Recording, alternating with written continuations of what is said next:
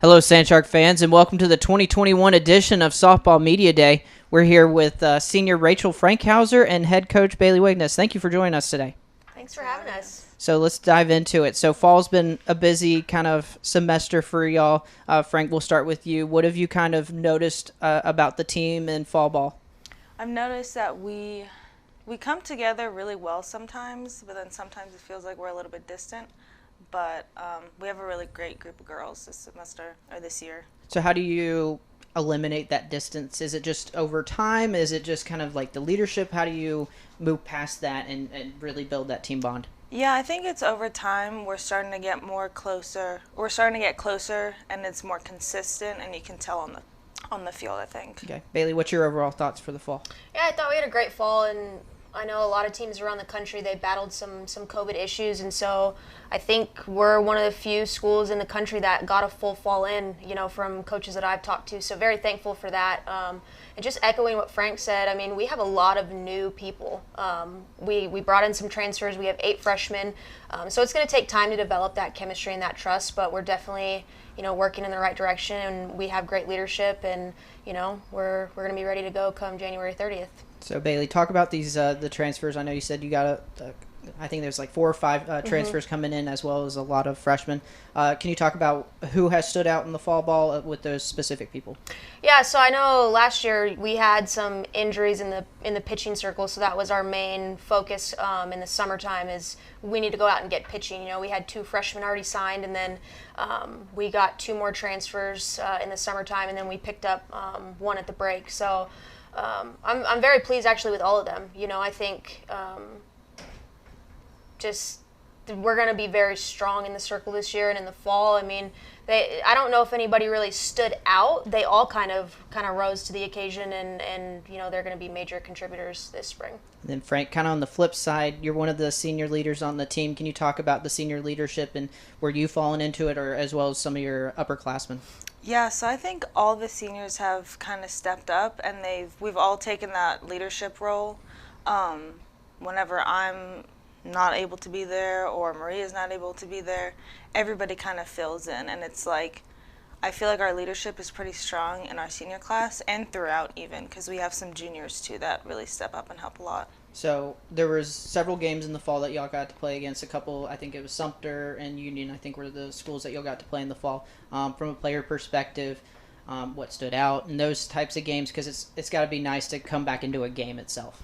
Yeah, it was really nice. It felt different because I hadn't been on the field since our last game, kind of with COVID and stuff like that. But it felt really good to be on the field with them.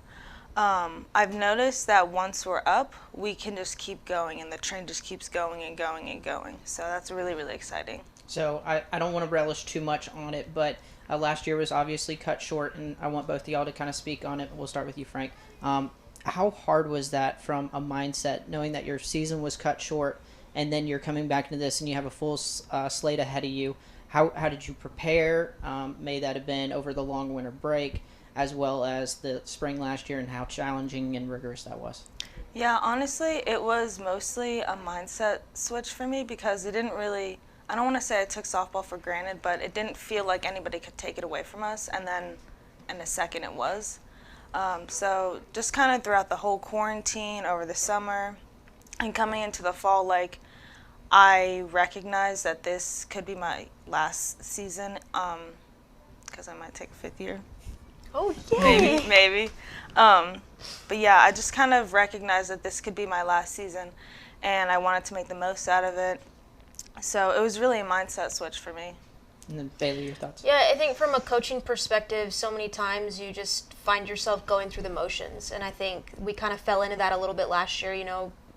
2019 was a very successful year for us, and I think at times we kind of rested on that success and we're going through the motions, and so when it was taken away from us, it was shocking, it was hard, but at the same time I think it's probably the best thing that's ever happened to this program because it gave us time to reflect on our mindset and what we need to do in order to be where we want to be this year and in the years to come. So I think definitely thinking about going through the motions, and another thing from a coaching perspective is hitting, like you're not seeing live pitching. And so we spend, we hit live every day. This year we have the luxury of having 8 pitchers on staff where we can do that. And so from a tactical perspective, that live pitching and seeing that every day, after you haven't seen it in months, that's going to be the biggest thing for us offensively moving forward. So let's look at last year's team. There was a couple people, Emily Martin, and then looking back at that, there's several others of seniors that have left.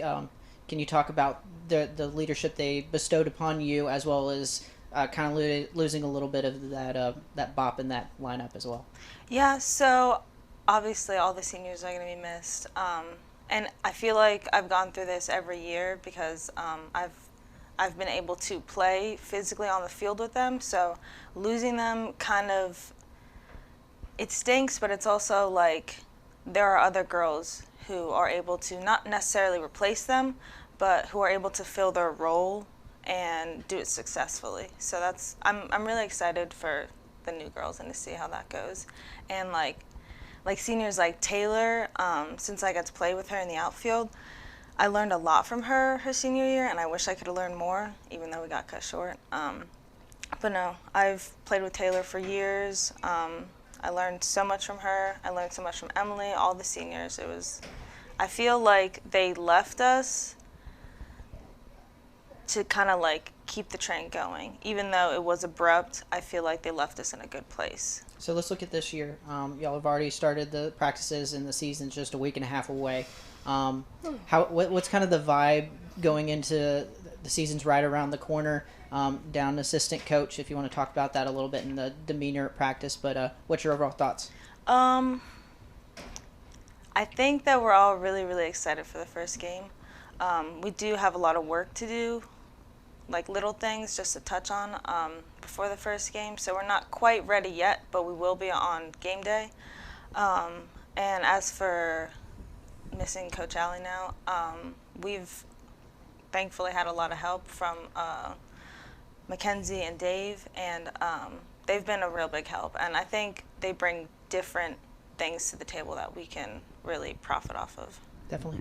So let's talk about, you said pitching was kind of a struggle last year. Can you preview kind of that starting rotation and that pitching corps a little bit? Mitchell, I can't reveal my starters, right now, but no. Yeah, we're very strong and we're very different. We have the power pitching. We brought in Allie Maraskin from FIU over the break, and she not only does she bring, she's very talented physically, but she has experience in facing some of the best teams in the country at the Division I level. So when we get into postseason, that's going to be huge for us. Maria Malasso's back. Obviously, she carried the majority of the innings last year and just did a tremendous job. And so I expect her to have another big year for us and to not have to carry so much of that load. We have another power pitcher, Sierra Belinsky. She's a transfer. She throws hard. She works hard, so she'll be in there. We have a couple lefties, Charlie Shepard and Libby Carey, and they're just so different. I don't think we've had lefty pitchers here ever. That's going to be huge for us since there are a couple good lefties in our conference that we're going to face. And then we have Kate Tools back. She's healthy. And then we have Allie Harless, who's going to go full-time pitching this year. She helped us out last year during our injuries. And then Haley Massenberg, another freshman. So they all kind of bring something different. Some are spinny. We have the power pitching. But I don't think we're not going to be an easy matchup for other teams. So very excited about that. So, Frank, I think it'd be kind of interesting that fall ball and a little bit of practice, you get to see these power pitchers, these different kind of looks. How does that help you and the rest of the team in that lineup see these different types of pitchers and how that will translate into 2021? So we talk about it all the time, just as players. I don't know if you know this, but it's really difficult going from speed pitchers to, pitchers who have better movement. But it really helps you adjust. And we talk about it all the time, how you have one pitch to recover. And in that one pitch, they could switch pitchers in a game, for example. And you only have that amount of time that pitcher's warming up to adjust. So it helps us a lot because coach, during situations, the pitchers will just switch, and then we have to adjust mid-at-bat. So I think it's really beneficial for us. So we've talked a lot about offense and pitching. Let's talk a little bit about defense. Have there been people in your eyes, maybe yourself, if you want to brag a little bit, that have kind of stood out defensively so far, and what are kind of some holes and different things you need to work on? Well, I think that everybody has kind of stepped up throughout the whole field, infield and outfield. We have a few really great freshmen in the outfield now. Zanaya and Alyssa's back now after her surgery. Marty has stepped up. Emily Phillips has stepped up. We've seen a lot of improvement throughout the entire outfield. And I think that in the infield, everybody has also stepped up really. They're real big now. And like girls like Hooley, she's taking on that leadership role. She's helping guide the other new girls. I'm really excited. So let's look at the schedule itself. So are there specific teams, Frank, that you're looking forward to? Is it the tournament kind of hosting someone? Is there maybe a little bit of a rivalry, the games that you're looking forward to? I think that we're all always very excited to play Weber, but we just have to treat every game and every team like they're the same, keep the same demeanor throughout. You're not going to change your preparation for just one specific team. But yeah, I think that we're all just really excited to be able to play. And then, Bailey, what's kind of your thought process of starting with a very home heavy and then kind of going more on the road at the end of the year? Yeah, a lot of the road stuff is conference, but we are going to go up to Reinhardt and Truett McConnell. And the thought process was basically we need to play as many good teams as possible. Our conference is very, very strong, and it's only going to continue to get stronger, so we need to make sure that we're playing the appropriate teams earlier in the year, the ranked teams, the Georgia Gwinnettes, just tougher teams so that we are fully prepared when we get to conference.